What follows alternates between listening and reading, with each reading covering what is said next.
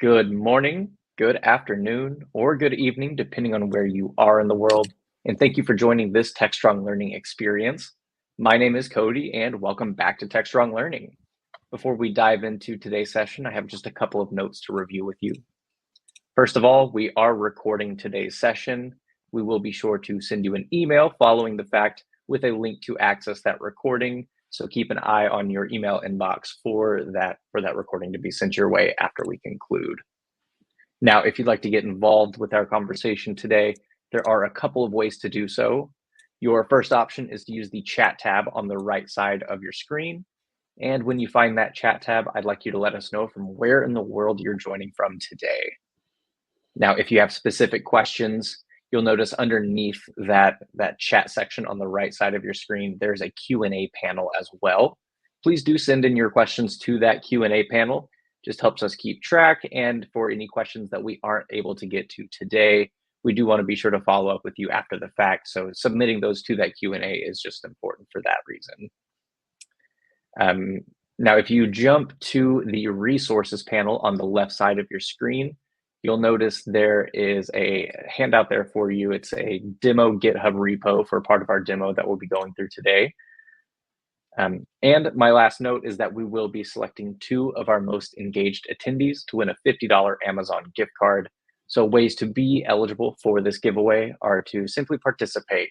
Send in your chats, send in your questions, and if you feel up for it, please fill out our webinar survey. You'll also find that in the resources, but I'll post a link in the chat toward the top of the hour. So our topic of discussion today is remove the burden of non-functional requirements for your apps and APIs with ngrok. I'm joined today by Selena Ward, Engineering Manager of Development Growth. And we're also joined by Del Reed, Full Stack Software Engineer of Developer Growth, both of which work with ngrok. So Selena and Del, thank you both so much for joining us today. Selena, I'll go ahead and pass it on over to you.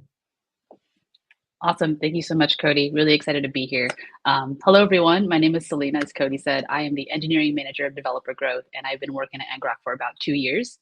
Del and I work together on the same team, so we're really excited to show you how to remove the burden of non-functional requirements when you're developing an app, an API, and wanting to put it on the internet. I'm based in San Diego. It's great to see you all from Santa Cruz, Sweden, North Carolina. Would love to see where all of you are from. And yeah, our team, we develop all sorts of things on the developer growth team. We're all about empowering developers to ship the best apps they can. So I'll hand it over to Del to talk more about that and introduce himself. Thank you, Selena. I'm Del. I, of course, work on the developer growth team alongside Selena, and have been on the team for roughly 18 months or getting close to it now. We've developed everything from billing modifications, onboarding, all the different growth initiatives that come in for ngrok, and SDKs and tools to make developers move quickly with ngrok. I'm based out of San Antonio, Texas. Awesome. Thank you, Del. Okay, with that, let's get started. So with that, let's go. So we're here today to talk about the developer's burden. All of us are developers here. We all love to build things and show them and showcase them in the way, in their fullest integrity, right? So when you're building and managing global deployments that involve complex non-functional requirements, such as security configuration, managing firewall certificates, load balancing and traffic routing, making sure your application has high availability and disaster recovery, and optimizing your application for global performance. These are all real pain points that we've discovered in the developer community. They slow development, they increase your costs, and they require specialized expertise. So today we're going to talk about the ngrok solution. Del and I are really excited to take you through this journey. So first, we're going to talk about getting global and performant fast, how we can get up and running, have a global application ready to go. Next, Del is going to walk you through locking in security and authorization. He will also walk you through adding traffic management, so you can really shape the traffic going to your application in a customizable way that is the behavior that you want to see in your application. And lastly, I'm going to go through an example talking about how to achieve site-to-site connectivity. This is a really awesome example with one of ngrok's longtime customers. Throughout this, we're going to show you real-time with real-world examples how to ship high-quality applications faster. So let's talk about getting global. So for the next few slides, I want you to imagine that you are developing an e-commerce platform available to potential customers worldwide. And this e-commerce platform, you are selling goods or services that really speak to you, and you have a niche customer base. You know, there may be worldwide customers, and maybe in certain countries, and maybe in certain cities, but you have a target user base, and you want to tailor your application towards that. So what are the challenges here? If you're just getting your application up and running, it's likely you're not just going to, start up a Kubernetes cluster and have everything out of the box ready to go, right? You want to iterate. So in this iteration process, some of the challenges are manually configuring firewalls and port forwarding for global accessibility. You will also need to deal with complex regional network configurations. So what does that mean? So basically, you're going to have to create firewall rules only to allow incoming traffic on the specific ports required by the e-commerce platform service. For example, port 80 or 443 for web traffic. And you might want to specify the source of allowed traffic. So in an ideal world, if you only want to restrict access to specific IP addresses or IP ranges for testing purposes, if you want to avoid opening your server to the entire internet, that's a complexity you have to deal with. Another one is, as you continue to develop your e-commerce platform, as your user base grows, and as you hire more engineers onto your app building process, you might have separate development, staging, and production environments. And then you're going to have to manage firewall rules for each of these environments, which involve different servers and configurations. And you might need to require special expertise to do that, to set up the appropriate firewall rules and access controls. All of this is rather time-consuming. Another example would be, manually updating your DNS records or configuring port forwarding rules whenever your development server's IP address changes, which is rather common with dynamic IP allocation. So again, every time you get a human in there configuring something, making a decision, this can be rather time-consuming and error-prone. So we're going to get global with ngrok. So this is one of my favorite parts of demos. So if you have your application running on port 80 and you want to expose to the internet, you open another terminal and you just run ngrok HTTP 80 in that terminal. And this single command will instantly create a public tunnel to your local development server running on port 80. ngrok handles all of the firewall configuration and security aspects on our end, and we're super excited to talk you through that. You will receive a unique public URL, an HTTPS URL that you can share with anyone to access your development environment from a web browser, regardless of their location, unless if you configured otherwise, which we will talk about as well. So this is all really great because when you manually configure firewalls, that requires a good understanding of network security principles. And this leaves your laptop or your development environment or your server vulnerable to unauthorized access or attacks, which is a risk to your business or your development workflow. So ngrok allows you to simulate a real-world deployment scenario and test your e-commerce platform's functionality in your local test environment as if it were live on the internet. And you can also deploy it this way as well. Okay, what's next? So when we just went over all that, that was really exciting. Just one command and you're online, but the agent was just the beginning. Del and I have worked really hard on, and the team as well, developer growth, on developing SDKs that have this functionality embedded into the language of your choice. So all you have to do is run your application with your Node.js SDK or your Go SDK, and really excited to talk about that in the next few slides. I do want to hand it over to Del. The languages and tools that we use form the perception and understanding of everything that we do. And Del is really good thought leadership on what this means in terms of getting it to flow state and shipping at your highest velocity. Yeah, you nailed it. Getting into flow state and staying there forms part of the fundamental experience of writing anything, including software. So if you're jumping into words that are unfamiliar, being brief, succinct, and moving quickly, it's just going to be clunky. And so, that's the same thing. We didn't want people necessarily having to jump into the ngrok agent to do everything that they wanted it to do. They can just configure things with the SDK using the tools in the language that they're already writing in and manage it within that ecosystem, keeping them there and comfortable so they can continue iterating on their application. Absolutely. Thanks, Del. Love that. So if you want to connect with ngrok's SDKs, we have options in Go, Node.js, Python, Rust, and we have a Kubernetes operator that we can install with the Helm chart. So in this next slide, I'll show you exactly how to get up and running with ngrok with these language suites. So to install an SDK, all you have to do is install and manage ngrok dependencies within your ecosystem of tools that take you in production, along with the other tools and dependencies that you manage. So this should be rather simple. With Go, you're going to go get this package. With Node.js, you're going to yarn add. With Python, you will do a pip install. With Rust, you will do a cargo add. And my favorite, with Kubernetes, you will do a Helm install. So if your app is already, in development phase and you're like, what do I do? How do I get my app online? You do not need to, break your context and go searching for a solution and, understand all the firewall and DNS configuration I talked about earlier. All you have to do is understand the language that you're working in, know that ngrok is available to you, and you are up and running. So here's an example of Node.js. Essentially what we're doing here is we're leveraging, existing app tooling to configure and build a global connection for the application. So here, it's ngrok forward. So basically you call a listener, you call ngrok forward to create a listener object, and you can configure all of these things here to get online in one line. You can, bring your own domain. So if you see towards the bottom here, you can bring a custom domain, so your app can go online either with ngrok's free static domain, which is a URL that that is given to you, but it may not be in the syntax that you want. So you can bring your own domain as well. And that would basically be it. If you want to go check out the documentation, we have a lot of documentation on this. So this would be in our ngrok docs. Yes. So once you do this, and once you call ngrok.forward, your app is online with our global server load balancing platform, essentially. So we have points of presence all over the world. We have about 9 right now.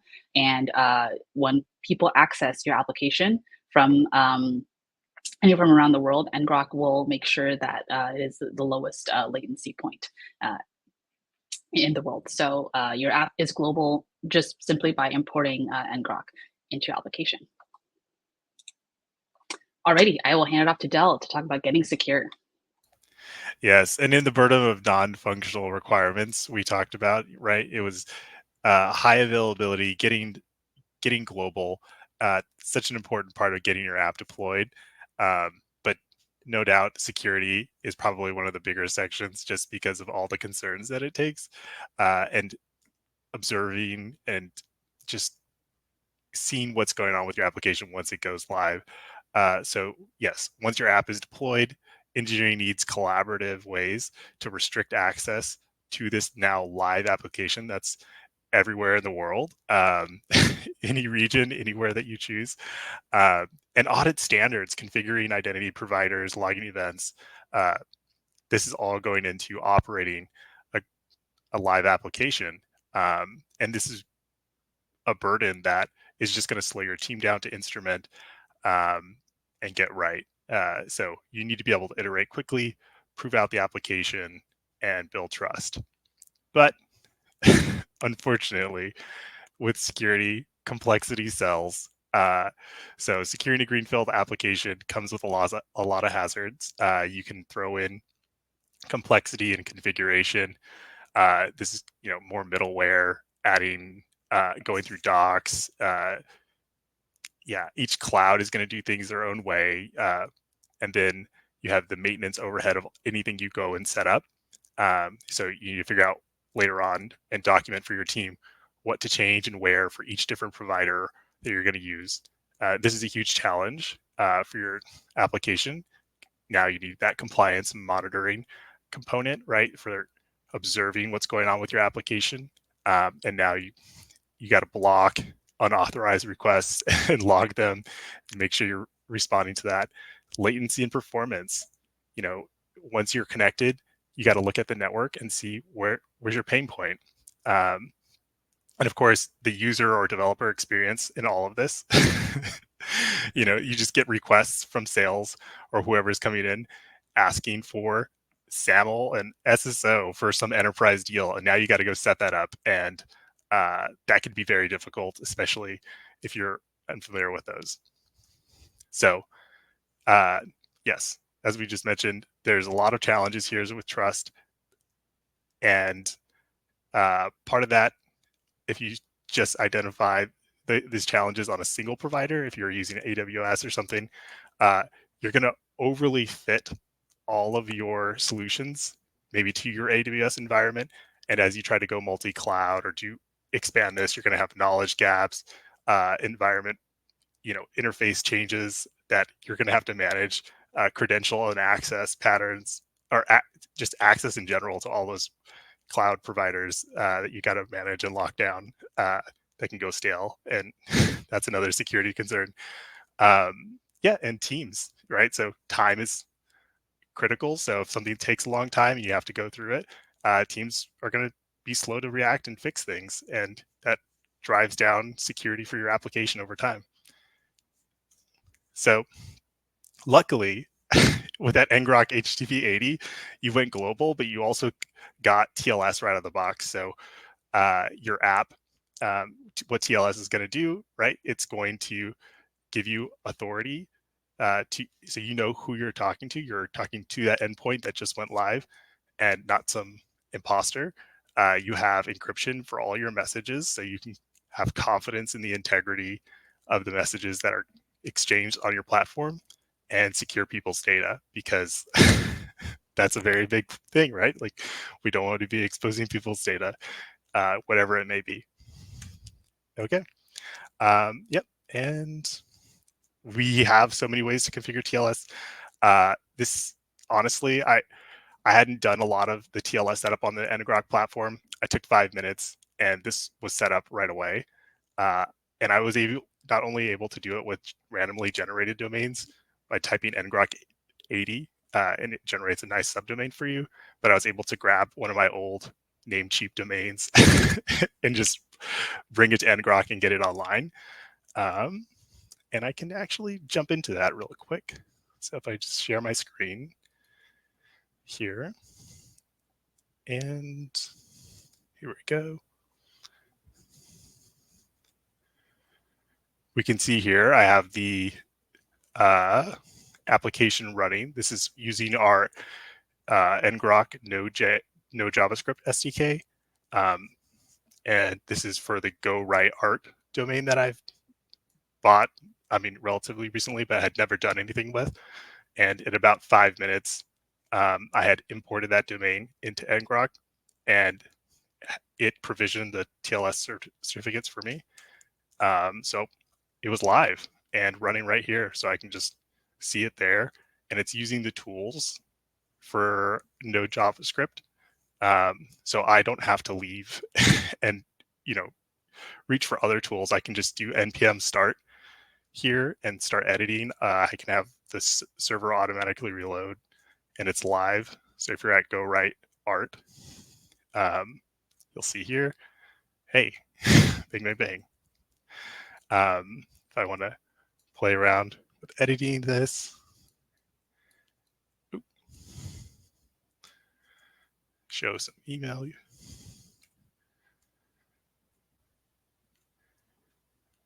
Ooh, wait a second. Even better. So if this is live, I can add security really quickly with basic authentication. So maybe I don't want everybody accessing this. Oh, right now I've already authenticated earlier, so it's not asking me for a username and password. But if you're accessing this right now, you'll see a username password pop up. Maybe if I change this. Yeah, I'm in there right now, and that URL is live. So I did see the username password pop up. Oh, right. Cool. All right. Well, I tried changing that. I think I may have fiddled with that too much, but we can also just add Google authentication. And I could say, you know what? I want to authorize things with my ngrok.com domain. And this is OAuth. OAuth is just set up with those 2 lines, which I find awesome, because I hate setting those things up, even though I love setting up onboarding things for ngrok. It's great to just see this set up instantly, and probably one of the more powerful aspects of this platform in general. And boom, now I'm authorized, and we can show my details. So I can come here, show my session details. Oop, go back, log in, continue. Oh no. what happened here? npm start again. Login. Let's do it one more time. There we go. So there's my email, my name. That's all coming from the new session that I set up here. And honestly, there was a little bit of debugging that happened there, but I didn't have to go wild trying to figure out how to get it debugged live. It was just one line. And I can configure this to go write art. And maybe now it'll say I'm unauthorized. So yeah, I'll lock it down. That's pretty cool. And once you've set everything up with ngrok, you have your endpoints here. So you can go write art, 2048 demo. You have users that you can see. So if I've logged in, I can see everybody who's logged in and manage access to my application. Let's see, okay. I might have removed you yesterday, Selena. You sure did. Sorry. Well, I had to lock it down and prove it was locked down. We have observability here as well, a huge component. So about a few seconds after I took go write art live, I already started to get traffic trying to get in and see if they can exploit things. And luckily with the traffic inspector, this gave me observability right out of the box. It had a 3-day retention window. And so I can go look back, in the last 3 days and see when this endpoint is live, if somebody was fiddling with it and trying to do something malicious. If I was to upgrade this plan, I can go to 90-day windows. But honestly, this is a huge feature and gave me a lot of confidence observing what was going on with this endpoint and letting people play with it so I can, iterate on the application, because right now people can't really go write art, but they should. Yeah, I might have jumped a little bit ahead, but let me see where we're at in the slides. So yes, as I said just a second ago, I just took a quick example here. This example is in our ngrok Node JavaScript repo. I modified it and ran it, and it was connected and online. 3 simple steps, a little bit more, I guess, since I added my own custom domain. But it was a nice bespoke experience, and it really was this simple. I added my domain, copied the CNAME to add to Namecheap, and it started provisioning the TLS. And I had certs. So, yeah, I didn't have to think about it.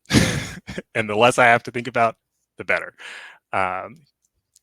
Absolutely. Del, I remember I was telling you yesterday that I purchased a new domain maybe 2 or 3 months ago, and provisioning that cert with Namecheap, I had to watch a bunch of videos, follow 3 links somewhere just to buy the cert and provision it the way I wanted to. Throwing that all away and just having ngrok provision the certificate for me was a game changer. It just took 2 minutes to get up and running with my new domain. Absolutely. Yeah. We got to launch my next AI product if I can. For sure. Just grab my new AI domain. Yeah. And you can set up MTLS and other things. We have a lot of things on our platform. Nice little link here.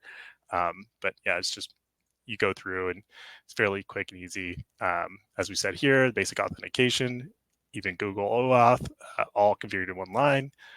Here's a look at some of the requests, like 4 or 5 minutes after I went online, like boom, already got hit with those things. So, and I had observability on that in my logs, even after I restarted my application via ngrok.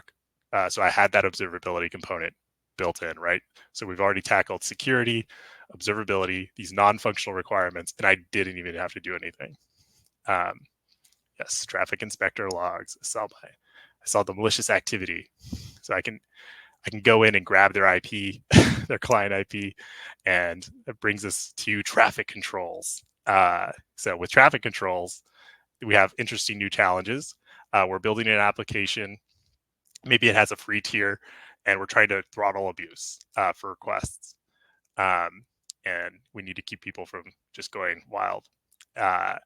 or we need to build a web application firewall, stop XSS, SQL injection, and just about any pattern that you can match against. And yeah, so we'll see full power here. But so responding network behavior is tricky. You have to normalize traffic coming in or out of your application. So you have ingress, outgress, egress, and you have to enforce outgress. I just love it. Enforce rules around, if you have other services that you're communicating, you can put ngrok as a fundamental unit, a nice little secure pipe between you and everything else that you're communicating with, and those will go live, and they'll be secure, right? So all those databases, messages, queues, you can just normalize network access to those via ngrok and access them remotely. And you can also lock down access to your application from client UIs, consoles, and whatever user agent is coming in. Define connection phase behaviors. So if you want to like log or transform API requests coming into your application, you can do complex things here. Require authenticated connections, target IPs. These are all things that you may need to do to prevent. And also, you don't want to prevent all this by shoving it into your application and redeploying all the time, because that's a lot of middleware junk and something that you're now going to have to iterate and deploy your app and get it through code review. You can just click a button. So yes, we allow you to manage all those traffic controls through our common expression language. And it has the power to not only set up access controls to, restrict access for IPs, you can rate limit, stop denial of service attacks, throttle. You can transform traffic. So, do some path-based load balancing, or and do advanced routing to redirect traffic. If you move some API route, you can just tell ngrok, hey, send all the incoming traffic, send it over here, and you don't have to worry about what that migration story is going to look like. People can just continue to use your app, and yeah, you've transformed things. So as simple as request headers, API key equals empty. It's very simple, but this expression allows you to filter out traffic that doesn't have an API key, which is probably something you want to be able to do. And now you don't have to worry about that concern. Those requests will be stopped before they even meet your API endpoints. So you can target requests with no API key just like that.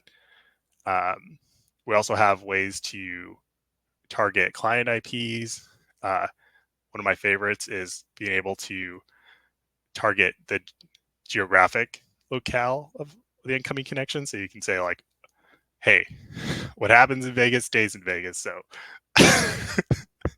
connection, if you're in Las Vegas, do what you got to do and keep it there. So you have that city or country. Yeah, Del, I just want to say we also got a question of locking login to certain geographic locations, and I did answer that we are demoing this. So if you want to expand more on the connection GeoCity. Yeah, there's expressions for location with the city, country, subdivision, and beyond. There's a lot of different variables there that you can mix and match. And so if you want to just say, filter that traffic and then do something, we have a bunch of different actions you can take. You can map the response. You can say just deny traffic if it doesn't equal San Francisco, if it doesn't equal Las Vegas. So let's take a tactile look at that real quick, because that's a lot to say. I have my manifest here, so kind of a sneak peek. We built all this magic into a custom resource definition in ngrok's Kubernetes Ingress controller.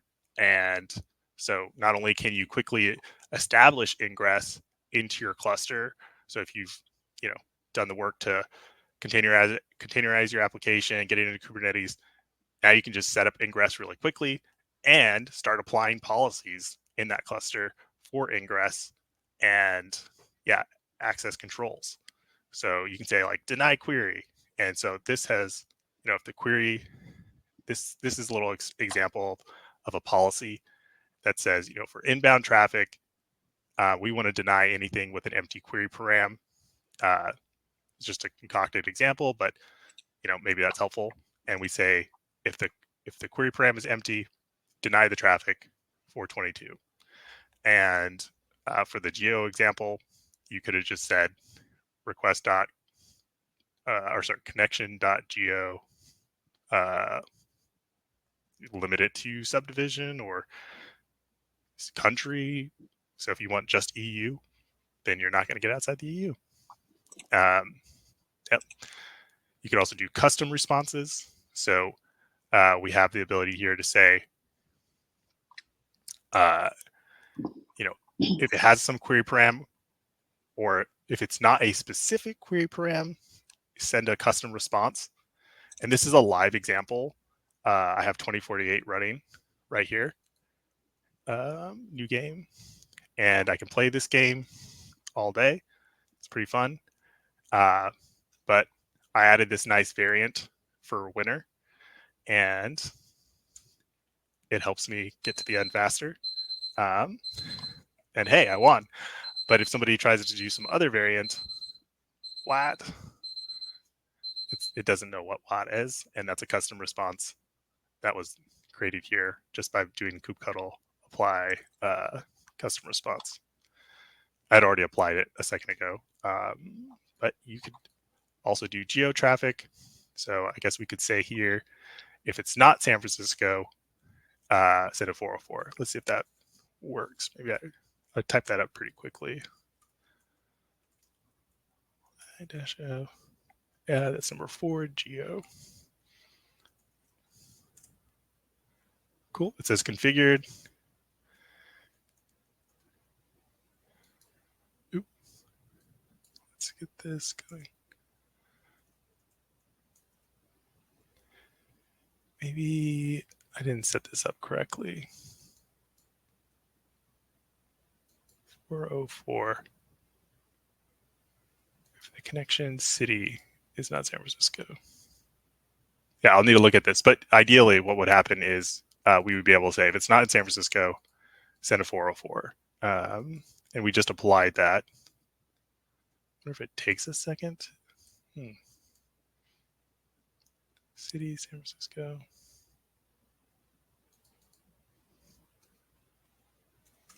We say country.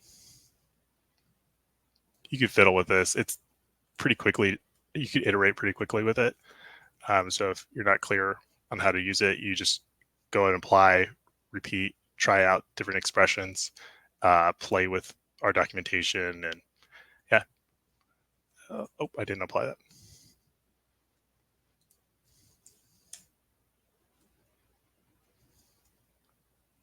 Huh. Okay. Maybe it didn't like the way I typed San Francisco. I don't know, but city doesn't exist. I think that works now, right? Because you said if it's coming from the US. Maybe it just took a second. Or yeah, exactly. So now we did the US. Maybe it might be fine. So now it says, because you're talking from the US, right? Unless you, that's why. And then the error message is server. That's the custom error message. So I think this is working because you set your country to. Yeah. I got to look back at how I configured this exactly. I was playing with this example earlier, but the idea is, yeah, you would be able to say, filter out this traffic from the US. And then we also have ways to rate limit. So you can say every 100 requests, you only get 100 requests every 60 seconds, and you can bucket it on a client IP, or you could even do like some request header. So you can say you have bucket them on their API key, so they only get like 100 API requests per 60 seconds or whatever rate of time you want. You can set your own capacity, sliding window configuration, and rate limit. And those are huge concerns with managing traffic and setting up controls. Let me get back to the slides. see where we're at. I kind of bounced around in there. Yes, so we have all these connection variables for connection, geo, TLS, client variables, request response, time, and then specialized macros. Yep, very simple example here of a policy that you might want in the wild. It says anything that goes to admin, if it's not this specific IP, lock it. So lock down your admin portals. They can't even see it. Yep, Kubernetes magic baked right in. Custom policy, custom resource definition, custom policy. Yeah, and Selena, I'll hand it over to you to talk about the non-functional requirements for site-to-site connectivity. Awesome. Thank you, Del. Great to show all that functionality with ngrok. It's really exciting what we've come up with these past few months. So cool. Alrighty, I will bring us into a specific example of highlighting a non-functional addressing non-functional requirements for site-to-site connectivity. And with that, I am going to use our example, our customer with Databricks. So essentially, Databricks wanted secure onboarding, and we were able to make that easy for them. So if folks aren't familiar with Databricks, enterprise customers from all over, like AT&T, T-Mobile, huge companies, big banks, they all use Databricks to process, analyze, and monetize their data sets with solutions from business intelligence to machine learning. The architecture that Databricks come up with entails that Databricks backend services need to connect to the infrastructure deployed into the customer's cloud environments to process and store data. So essentially, Databricks' business value is the way Databricks delivers value is directly tied to customers required connecting into customers' networks, essentially. So, their director of engineering said for enterprise customers, security is non-negotiable. Of course, they have to meet all the security and compliance requirements. So Databricks needed a solution to eliminate the need for public IP infrastructure. Traditional methods involving public IPs and complex configurations were time-consuming to them, and they hindered onboarding for large enterprises with strict security requirements.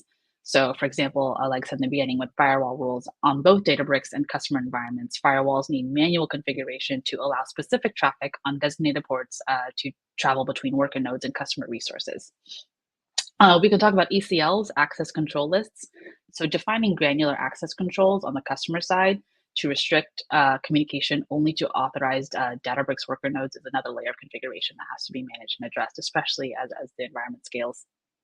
Lastly, if it were required for whatever reason because of the customer's environment was set up this way and firewalls and ACLs wasn't cutting it, if you wanted to set up VPN tunnels, in some cases, establishing secure VPN tunnels between Databricks and customer networks adds another layer of complexity. So you've got these three things that you have to manage. It becomes very costly for a company like Databricks. So we created a burden, or we've highlighted a burden here of non-functional requirements, which delays customer value and requires significant engineering resources. So finding the right fit, how did ngrok stand out here? So the team at Databricks explored 17 alternatives, but none of them offered the robust security and scalability that they needed. Existing solutions lacked granular security control or just simply had reliability issues. So building an in-house solution was another option that they considered, but that would delay customer value realization. Essentially, the conversation that I was having with folks at ngrok was, ngrok or Databricks said they could build this between 3 months and a year and they would have a solution, or they can get up and running with ngrok basically tomorrow. So here, ngrok offered a complete solution out of the box that supports various protocols, TCP, HTTPS, MTLS, you name it, and is integrated seamlessly with their environment. So here's this quote that the director of engineering said again, came across ngrok on GitHub and all the features were out of the box. It could do everything and more.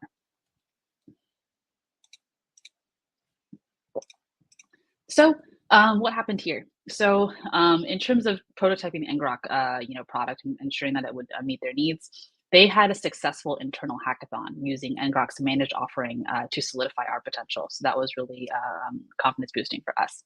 Within weeks, Databricks saw a reduction in onboarding time from months to days and hours in terms of the customer turnaround onboarding time. So that was really great for them. We were able to deliver value for that business as well. They prioritized delivering value to customers by leveraging ngrok's existing solution instead of building their own. So ngrok's single point of ingress simplified connectivity and sped up security reviews on their end from the business and compliance side as well. And that was a couple years ago. So up until today, Databricks is still a customer. They meet stringent security requirements across various industries. So let's go through these key results. How did ngrok deliver value for Databricks' business? Customer deployments were accelerated, from a matter of months to days and hours. We avoided years of engineering effort together. Faster time to value with streamlined security reviews. ngrok, we are GDPR compliant, SOC 2 compliant, so much more. Being able to provide those documents out of the box for them was able to add value to their business. Full protocol support for all use cases, like I said, TCP, TLS, MTLS, HTTPS, all of that. Data remains within Databricks deployments. The way that we set it up with them is that they have full control over the data, and public IP requirements were eliminated, which is really what they wanted to not manage. So we were able to deliver this value for them. And ultimately, yes, all this means that they have large customer deployments consistently and previews within a quarter. So this is really, really exciting. Cool. Okay, that's it. This is the appendix. If you want to learn about more of, how we use ngrok, and you can go through labeled tunnels. Here's an example of how to, connect multiple backends to route traffic with a shared label that groups them together. I want to make sure we leave time for questions. I won't go going through this too much, but definitely reach out to Dell and myself if you want to learn more about this. Dell walked us through managing users to control and monitor authorized users through your endpoint with their ngrok dashboard. Again, reviewing access patterns work really well. Label tunnels again, and that is that. If you want to try ngrok's functionality, you can sign up and get up and running today at ngrok.com. Yes, our mission is to increase the pace of innovation on the internet. It is simple. We want to empower developers to build for the internet and connect across the world. So for us, this means reducing the pain with networking and security so people can really focus on what they do best, build awesome apps and solutions.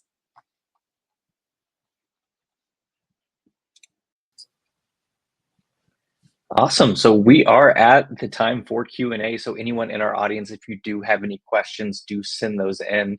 I know we have received a few up until this point, and I know Selena and Dell have touched on them a little bit. This one right here that was submitted by Lynn. Selena, I'm not sure if you guys touched on it, but what strategies can developers use to ensure high performance in their applications and APIs from the outset?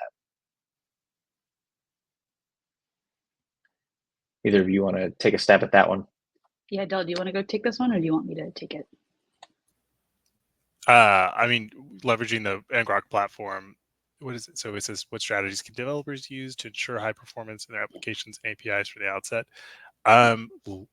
We have a global server load balancer, so you could, label your application and set up tunnels in multiple regions. That way, if something were to happen, you have a point of presence around the globe that traffic can be routed through and still get to your application. It doesn't necessarily even need to be geographically distributed, but now you have like multiple regions that you're deployed in, and all that's terminated fairly quickly with TLS through ngrok. And so, focus on writing performant code too, and less on the network layer. For sure. Yeah, maybe I'll add to that as well. A lot of what ngrok provides is out of the box, so you don't necessarily need to pick and choose features with ngroks from the outset right away. Once you have ngrok up and running with your application, you can incorporate features as you continue to develop and as you see your application grow, and you say, "Hey, I actually see a lot of traffic coming in. It's overwhelming in in a certain region. Let me put a rate limit on that, so we can excuse me." Manage our application behavior here. I think another thing that I would do personally if I was, getting an application up and running with ngrok is, use a traffic inspector immediately. Like as soon as your application is up and running, head straight to the traffic inspector in the dashboard and see what kinds of requests you're getting, especially in the early days. That way you can, as it grows, you have a bigger idea of how, how faulty your application is, if you're getting a bunch of errors, or if it's all, healthy, 200 traffic type of style. So I would say the strategy would be to, incorporate ngrok right away. And then as your application grows, check out the documentation on how you want to configure your behavior. Awesome. Thank you both. We have received a couple new questions, so we'll just start taking those from the top. This one is from Jesley. Do I end up tied to a single ngrok server, or do you have failover? We have failover. You are not tied to a single ngrok server, so your app will be up and running if a region goes down or an availability zone goes down. But yes, we have 9 points of presence all over the globe. Perfect. And it looks like Jesley also submitted this question. And Selena, I know you touched on it in the chat, but is there a is there a Gen AI style chat that can help out with setup? Oh, that's right. Great question. We actually have someone working on this right now here inside ngrok. So awesome question. It is not available to the public yet. We do have a community Slack. So if you go to ngrok.com/Slack, ngrok.com/Slack, you will see a link there to join our community Slack. And we are pretty responsive there. So if you're experiencing issues or just have questions about what value ngrok can provide for you, we will definitely address your question there. And you can even tag me or Dell personally. I think we're both in the community chat. So Jesley, if you have any questions at all, just feel free to tag us in the community Slack. I'm also Selena at ngrok.com as well, if you want to send me an email. And the engagement can happen too, because we have all these SDKs. In whatever problem you're having in those particular SDKs or whatever development situation you're in, feature requests, if you need something, yeah, we're always tinkering and adding new things. Awesome. Well, it looks like we have come to the end of our questions at this point in time. So last call for any questions that our audience may have, please do send those in. But while we do buy ourselves just a little bit of time, Dell and Selena, I do want to ask each of you if you have any parting thoughts, any key takeaways that you feel you really need to stress before we take this thing off the air. So I'll let you two decide who would like to step up to that plate first. Sure, I'll go. Yeah, ngrok is built by developers for developers. We have been around for 8 to 9 years, and we were a fully bootstrapped company before we decided to take on funding and really expand our services. So the core of our mission and principles is really developer-focused, developer-driven. So incorporate ngrok into your application or into your tool in your business. You will have a team of developers at your side to build with you together. This is not, this idea of ngrok has been around, just enabling developers to do what they want to do with primitives. It's a secure reverse proxy is the core of our business and why a lot of us are here at ngrok building together. So that is my commitment to you all. Build with ngrok and we'll build with you. What about you, Dell? Yeah, I would say the fact that it normalizes the interface of all of my network concerns into a simplified API and dashboard is huge, because then I don't have to worry about, I have prior experience with Google Cloud and now I want to go to AWS, or it's a customer network, right? And I'm deploying this Raspberry Pi or who knows what. We've talked to customers who have various applications running all over the globe and in customer networks, from, I don't know, it's such a fascinating set of tools, and you can put those applications and you can put them online quickly and securely, and then provide a bunch of value for them. I also love and want to revisit our Kubernetes development, because that allows you to learn and play with Kubernetes, establish ingress quickly, and then you can play with network policies. But even if you just do ingress, you've got a cluster running, and it's, you're learning and deploying, playing with it wherever you are, in whatever cloud, local, at home. And I think if the community can start engaging there and playing with it, we can make that thing amazing and just expand the power of it. So we have just some incredibly rich Kubernetes tools for ingress and gateway. I mean, we didn't even get to talk about today, but just super powerful tools coming down the road for that. All right. Well, Dell and Selena, thank you both. To our audience here, I will make a call out to our survey. I've pinned it to the top of the chats in that blue box. You'll also find it in the resources on the left side of your screen. If there are any other topics you would like to hear about from ngrok in the future, please do let us know there in that survey. We've got an open field there where you can pretty much let us know any kind of feedback you might have. And that feedback does go a long way for us. So please do let us know your thoughts in that survey, and that will also make you eligible for that $50 Amazon gift card giveaway. Once again, Del and Selena, thank you so much for joining us today. It's been such a pleasure hearing from you over the last hour. Absolutely. Great to be here. Thanks so much, Cody. Thank you, Cody. Of course. Thanks, everyone. Thanks, everybody. So officially, before we close things out, just a reminder, we will email you the recording here shortly. And we'd like to thank everyone for joining us today for this Techstrong learning experience. Have a great rest of your day, and you may now disconnect. Thanks again to Del and Selena.